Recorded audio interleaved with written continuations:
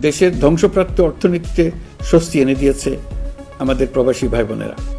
অন্তর্বর্তী সরকার দায়িত্ব নেবার পর থেকে রেমিটেন্স ধারাবাহিকভাবে বেড়েছে। ফেব্রুয়ারি মাসে রেমিটেন্স প্রবাহ রেকর্ড গড়েছে, প্রায় 25% বৃদ্ধি পেয়ে $2.5 বিলিয়ন পৌঁছেছে। রেমিটেন্স যোদ্ধারা আমাদের দেশের অর্থনীতি গড়ার বীর সৈনিক। তাদের জন্য প্রক্রিয়াগত যেসব বিষয় রয়েছে সেগুলো সহজ করে দেওয়া আমাদের দায়িত্ব। তারা যেন ভোগান্তির শিকার না হন, দূতাবাস যেন ঠিকমতো কাজ করে, এটি নিশ্চিত করার জন্য আমরা ব্যবস্থা নিয়েছি।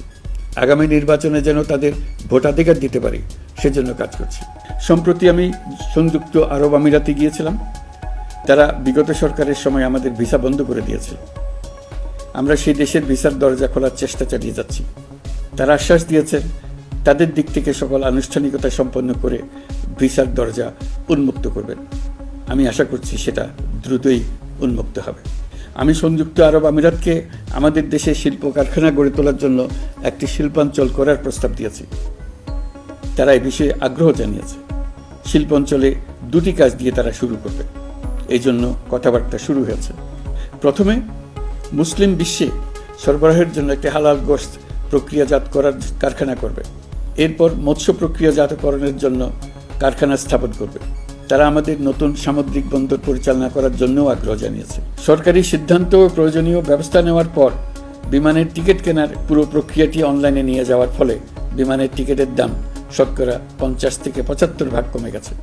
বিশেষ করে মধ্যপ্রাচ্যের প্রবাসী ভাই বোনেরা এতে করে স্বস্তি পাচ্ছে। অন্যান্য এয়ারলাইনের টিকিটের দামও কমে গেছে।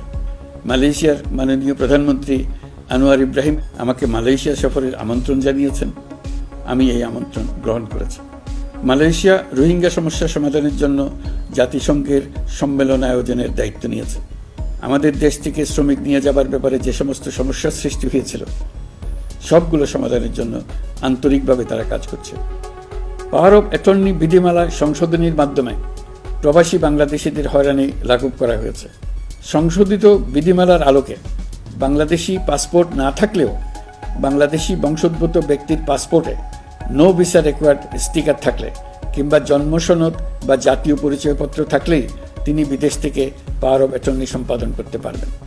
এমনভাবে আমরা প্রযুক্তি ব্যবহার করার কাজে নিয়োজিত হয়েছি যাতে নাগরিকের আঙ্গুলের ইশারায় সরকার তার সেবা নাগরিকের কাছে তাৎক্ষণিকভাবে হাজির করে। তা নিশ্চিত করার জন্য আমরা সেই সেবা দিতে চাই প্রযুক্তির মাধ্যমে, সরকারি অফিসের মাধ্যমে নয়। ইতিমধ্যে পাসপোর্ট পেতে পুলিশ ভেরিফিকেশনের নিয়ম আমরা বাতিল করে দিয়েছি। এর ফলে বর্তমানে নাগরিকরা আগের চাইতে সহজভাবে